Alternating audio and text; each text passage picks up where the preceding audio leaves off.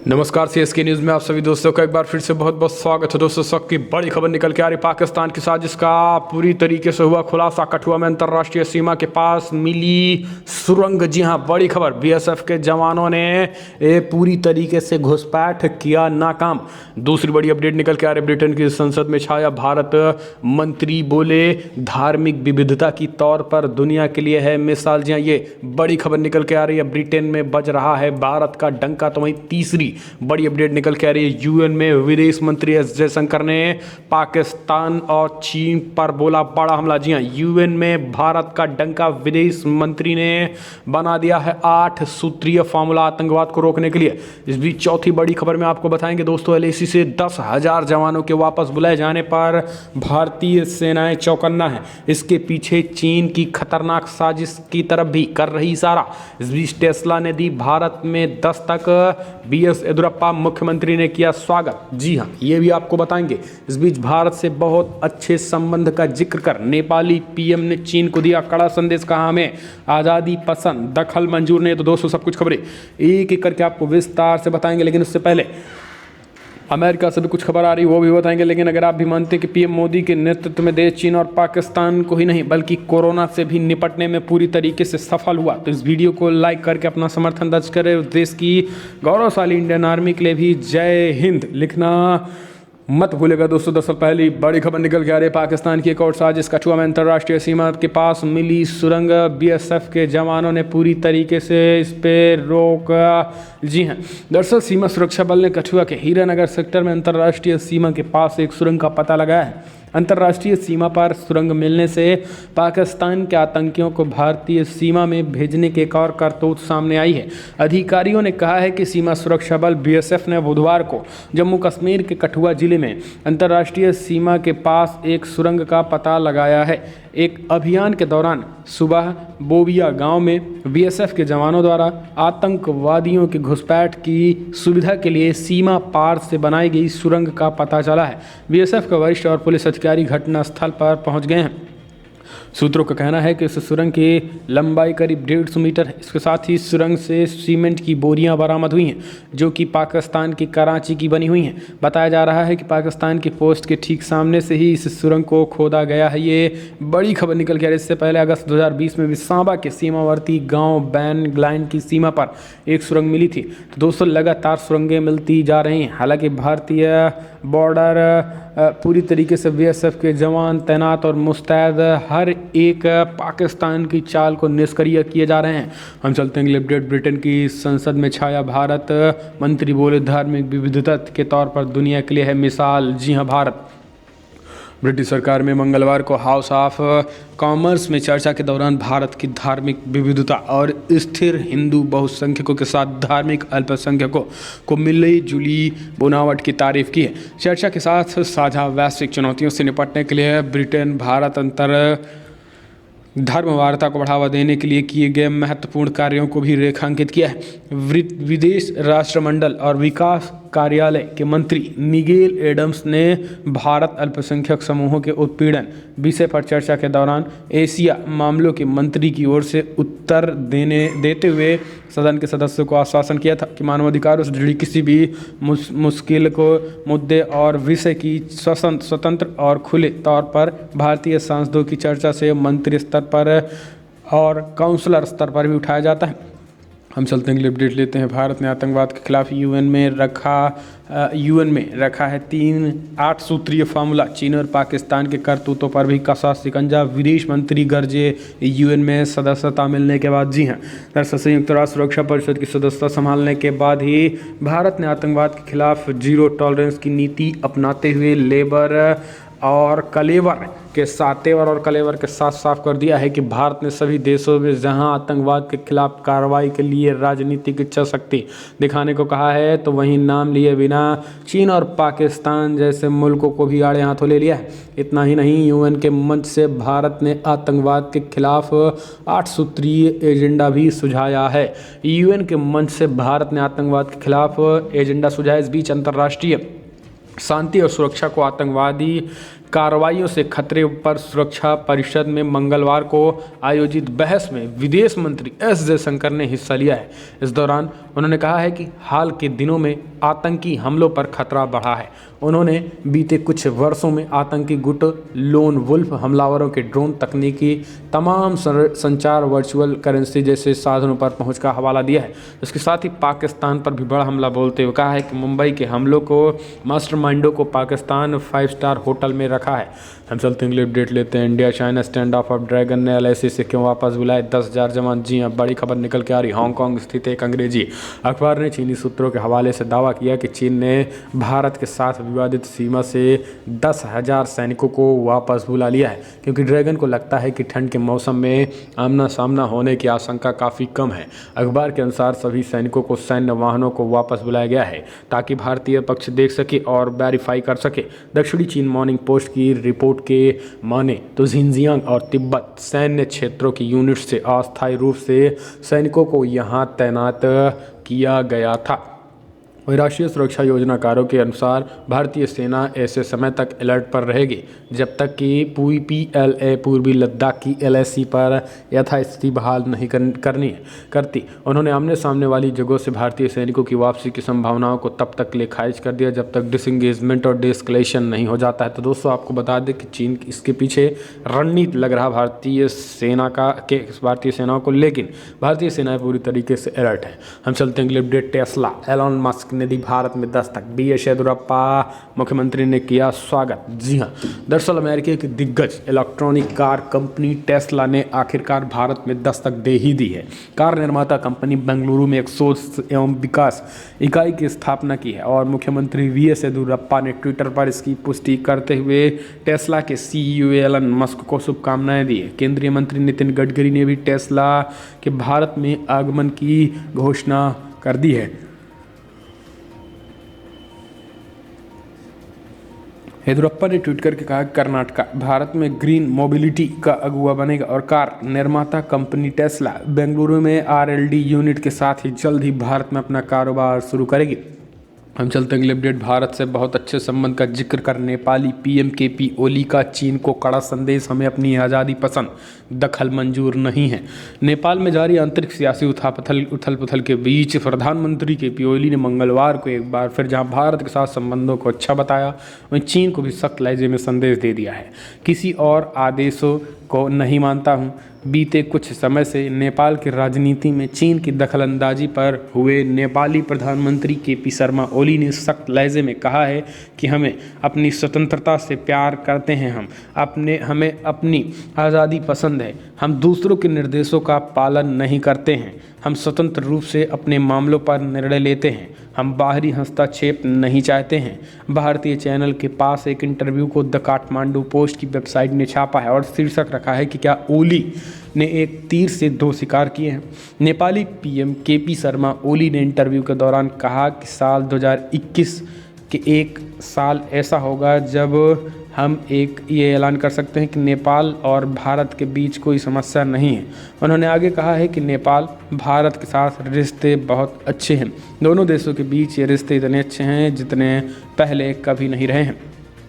हम चलते हैं, अपडेट लेते हैं। आपको बता दें, डोनाल्ड ट्रंप के खिलाफ महाभियोग पर वोटिंग की तैयारी, कई रिपब्लिकन नेता भी खिलाफ। जी हाँ, दरअसल आपको बता दें, अमेरिका में संसद भवन पर हुए हमले के बाद डोनाल्ड ट्रंप के खिलाफ नाराजगी लगातार बढ़ती जा रही है। देश में उनके खिलाफ महाभियोग लाने की तैयारी हो रही है। बीते मंगलवार को कम से कम 4 रिपब्लिकन सदस्यों को ट्रंप को हटाने के लिए डेमोक्रेट्स के साथ जाने का फैसला किया। हालांकि उपराष्ट्रपति माइक पेंस ने ट्रंप के खिलाफ कदम उठाने से मना कर दिया है। जी हाँ, डेमोक्रेटिक का हाथ थामने वाले रिपब्लिकन नेता संसद भवन पर हुए हमले से नाराज हैं। सभी ने ट्रंप के खिलाफ वोट करने के लिए दल बदला है। गौरतलब है कि ट्रंप के कार्यकाल में महज 8 दिन शेष रह गए हैं। इसी बीच प्रतिनिधियों के सदन ने बुधवार को ट्रंप पर समर्थकों को 1 हफ्ते भाषण के जरिए उकसाने का आरोप लगाकर महाभियोग लाने की तैयारी कर रहे हैं। हम चलते हैं, अपडेट लेते हैं दोस्तों। डोनाल्ड ट्रंप का यूट्यूब अकाउंट अस्थायी रूप से निलंबित। पहले ट्विटर ने किया था सस्पेंड, अब डोनाल्ड ट्रंप का यूट्यूब अकाउंट भी अस्थायी यानी कुछ दिनों के लिए सस्पेंड कर दिया गया है। दरअसल वीडियो अपलोडिंग प्लेटफॉर्म यूट्यूब ने अमेरिका के राष्ट्रपति डोनाल्ड ट्रंप का अकाउंट एक सप्ताह के लिए लंबित कर दिया है। यूट्यूब ने चैनल पर अपलोड उस वीडियो को भी हटा दिया जिनके बारे में कहा गया है कि उनमें इनकी यूट्यूब की नीतियों का उल्लंघन हुआ है। यूट्यूब ने एक बयान जारी करते हुए नीतियों के उल्लंघन और संपूर्ण मामले की समीक्षा के बाद डोनाल्ड ट्रंप के चैनल पर अपलोड किए गए नए कंटेंट को हटा दिया गया है। हम चलते हैं अगले अपडेट लेते हैं दोस्तों। बड़ी खबर, दिल्ली में वैक्सीन डिस्ट्रीब्यूशन 15 को 16 जनवरी से टीकाकरण शुरू देश भर में। जी हाँ, आपको बता दें दोस्तों, टीके का काम तेज़ी से हो रहा है। इस बीच बड़ी खबर निकल के आ रही है जहां पर देश भर में टीकाकरण के बीच यूपी में भी बड़े पैमाने पर कोरोना की वैक्सीन पहुंची है। हालांकि आपको बता दें कि सीरम इंस्टीट्यूट ऑफ इंडिया कोविड-19 से बचाव के लिए कोविशील्ड की 1.5 लाख से अधिक खुराकें पुणे को भी दी गई हैं। बृहद महानगर पालिका के बयान जारी किया है। गोवा हवाई अड्डे के निदेशक गगन मलिक ने कहा है कि सीरम इंस्टीट्यूट ऑफ इंडिया द्वारा पहली खेप आज सुबह 6:30 बजे गोवा पहुंची है। यूपी भी पहुंची है, लखनऊ में भी, आपको बता दें राजस्थान भी पहुंची है, ये दिल्ली भी पहुंची, कई जगहों पर और हाई सिक्योरिटी जोन में कोविड वैक्सीन को रखा भी जा रहा है। तो दोस्तों हम चलते हैं अगले अपडेट लेते हैं। युवराज सिंह के खिलाफ FIR दर्ज न करना हरियाणा पुलिस को पड़ा भारी, 3 अफसरों के खिलाफ जाँच के आदेश दे दिए गए हैं। जी हाँ, क्रिकेटर युवराज सिंह द्वारा पिछले साल दलित समाज के लिए की गई अभद्र व अपमानजनक टिप्पणी के मामले में औपचारिक रूप से मामला दर्ज न करना हरियाणा की हांसी पुलिस के लिए मुसीबत बनता दिख रहा है। इस मामले में हरियाणा पुलिस के 3 वरिष्ठ अधिकारियों के खिलाफ ही अनुसूचित जाति व जनजाति अत्याचार अधिनियम की धारा 4 के तहत जाँच के आदेश दे दिए गए हैं। विशेष अदालत ने आदेश दे दिए हैं। हिसार स्थित SC/ST एक्ट की विशेष अदालत के अतिरिक्त सत्र न्यायाधीश वेदपाल सिरोही ने शिकायतकर्ता एवं वकील रजत कलसन की याचिका पर मामले की जांच अधिकारी DSP विनोद शंकर व मामले के जांच अधिकारी रहे वर्तमान में बरवाला के पुलिस उपाधीक्षक रोहतास सिहाग एवं हांसी शहर के थाना के तत्कालीन प्रभारी भी हैं। हम चलते हैं अपडेट लेते हैं दोस्तों। प्रधानमंत्री नरेंद्र मोदी से मिले दुष्यंत चौटाला, मंगलवार को अमित शाह से भी की थी मुलाकात। केंद्र सरकार के कृषि कानूनों के विरोध में पिछले सप्ताह से जारी किसान आंदोलन के बीच हरियाणा के उप मुख्यमंत्री दुष्यंत चौटाला प्रधानमंत्री नरेंद्र मोदी से मुलाकात की है। दुष्यंत चौटाला ने प्रधानमंत्री नरेंद्र मोदी के साथ तकरीबन 1 घंटे तक बातचीत की है। इसके बाद मीडिया से बातचीत किए बिना ही वो चंडीगढ़ के लिए रवाना हो गए। माना जा रहा है कि ये एक अहम मुलाकात में उन्होंने PM संग किसानों से जुड़े मुद्दों के साथ ही हरियाणा से जुड़े अन्य मामलों पर भी बातचीत की है। चौटाला हरियाणा में भाजपा नीति सरकार से गठबंधन साझेदार जननायक जनता पार्टी JJP के नेता हैं। ऐसा माना जा रहा है कि JJP के कुछ विधायक प्रदर्शनकारी किसानों के दबाव में हैं। JJP ने एक बयान में कहा कि चौटाला बुधवार को प्रधानमंत्री नरेंद्र मोदी से मुलाकात करेंगे। हरियाणा के मुख्यमंत्री मनोहर लाल खट्टर और चौटाला ने मंगलवार को केंद्रीय गृह मंत्री अमित शाह से मुलाकात की थी। बैठक के बाद खट्टर और चौटाला ने कहा था कि भाजपा JJP गठबंधन सरकार को कोई खतरा नहीं है। हम चलते हैं अगली अपडेट लेते हैं। महाराष्ट्र में उद्धव सरकार के मंत्री नवाब मलिक के दामाद को NCB ने पूछताछ के लिए बुलाया। जी हां, महाराष्ट्र की राजधानी मुंबई में 200 किलो ड्रग्स जब्त करने के मामले में नारकोटिक्स कंट्रोल ब्यूरो NCB ने कैबिनेट मंत्री नवाब मलिक के दामाद समीर खान को पूछताछ के लिए बुलाया है। मीडिया रिपोर्ट के बुधवार को इसकी जानकारी मिली है। समीर खान की शादी नवाब मलिक की बेटी नेलोफर के साथ हुई है। NCB समीर खान और करण सजनानी के बीच हुए 20,000 रुपये के आर्थिक लेन देन मामलों में पूछताछ करना चाहती है। NCB के नोटिस के बाद समीर खान पूछताछ के लिए कार्यालय पहुंच चुके हैं। NCB का कहना है कि करण सजनानी और समीर खान के बीच गूगल पे के जरिए 20,000 रुपये का लेन देन हुआ है। हम चलते हैं अगले अपडेट लेते हैं दोस्तों। दिग्विजय सिंह ने गोडसे को बताया पहला आतंकवादी। साध्वी प्रज्ञा बोली देशभक्तों को अपमानित करती है कांग्रेस। कांग्रेस के वरिष्ठ नेता और मध्य प्रदेश के पूर्व मुख्यमंत्री दिग्विजय सिंह ने गांधी जी के हत्यारे नाथूराम गोडसे का पहला आतंकवादी बताया है। उन्होंने इस बयान पर सियासी पारा चढ़ता दिख रहा। भोपाल से BJP सांसद साध्वी प्रज्ञा ने इस पर पलटवार किया है। उन्होंने कहा है कि कांग्रेस हमेशा से देशभक्तों के साथ दुर्व्यवहार करती रही है। कांग्रेस पार्टी ने भगवा आतंक कहा, उससे बुरा और क्या हो सकता है। इससे पहले मंगलवार को सीहोर रेलवे स्टेशन पर 100 फीट ऊंचे राष्ट्रीय ध्वज को लोकार्पण करने पहुंची प्रज्ञा ठाकुर ने ग्वालियर में शुरू हुई गोडसे ज्ञानशाला पर भी बातचीत की थी। आपको बता दें कि उन्होंने कहा कि राष्ट्रभक्त पूरे देश में अपने तरीके से काम करते हैं और इसको लेकर किसी भी तरीके का विवाद नहीं होना चाहिए। हम चलते हैं अगले अपडेट लेते हैं दोस्तों। बिग ब्रेकिंग निकल के आ रही, यूपी में माफिया मुख्तार अंसारी को लेकर कांग्रेस की किरकिरी। ट्विटर पर टॉप ट्रेंड में हुआ मुख्तार पर मेहरबान प्रियंका। जी हाँ, गैंगस्टर से पॉलिटिशियन बने मऊ से बीएसपी विधायक मुख्तार अंसारी को कांग्रेस शासित पंजाब सरकार द्वारा यूपी की कोर्ट में पेशी की अनुमति नहीं देने का सोशल मीडिया पर कांग्रेस की किरकिरी हो रही है। ट्विटर पर कांग्रेस के साथ पार्टी के राष्ट्रीय महासचिव व यूपी प्रभारी प्रियंका गांधी वाड्रा को भी निशाना बनाया जा रहा है। मंगलवार को मुख्तार पर मेहरबान प्रियंका ट्विटर पर टॉप ट्रेंडिंग में रहा। लोगों ने इस मुद्दे पर कांग्रेस के राष्ट्रीय महासचिव व यूपी प्रभारी प्रियंका गांधी वाड्रा को आड़े हाथों लिया। तीखे शब्दों में मुख्तार को राजनीतिक संरक्षण देने को लेकर तंज भी किया जा रहा है। खबर आपको बता दें कि निकल के आ रही है, जहां पर ट्विटर पर मुख्तार पर मेहरबान प्रियंका टॉप ट्रेंडिंग में बना हुआ है। हम चलते हैं अगले अपडेट लेते हैं दोस्तों। आंध्र प्रदेश में पैर जमाने की फिराक में भाजपा, रथ यात्रा की घोषणा, हिंदुत्व की लड़ाई के लिए तैयार टीडीपी। दरअसल पिछले लोकसभा में विधानसभा चुनाव में आंध्र प्रदेश में जगन मोहन रेड्डी की वाईएसआर कांग्रेस के खिलाफ करारी शिकस्त झेलने वाली टीडीपी अभी तक झटकों से उबर नहीं पाई है। हालांकि साल भर बाद ही राज्य में उनके सामने भाजपा के तौर पर एक और चुनौती खड़ी हो गई। जानकारी के मुताबिक तेलंगाना में पिछले साल हुए ग्रेटर हैदराबाद म्युनिसिपल कॉरपोरेशन चुनाव में बेहतरीन प्रदर्शन करने के बाद बीजेपी अब आंध्र प्रदेश की राजनीति में जगह बनाने की कोशिश में है। इसी साल के चलते वो आंध्र प्रदेश में दिवंगत वाईएसआरसीपी सांसद की भी दुर्गा प्रसाद राव की सीट पर प्रत्याशी उतारने की योजना भी तैयार कर रही है। भाजपा ने आंध्र प्रदेश में सदस्यता मिशन को भी तेज कर दिया है। तो दोस्तों टीडीपी की मुसीबतें बढ़ गई हैं। हम चलते हैं अगले अपडेट लेते हैं। बड़ी खबर, ईडी ने मनी लॉन्ड्रिंग मामले में टीएमसी के राज्यसभा सांसद केडी सिंह को किया गिरफ्तार।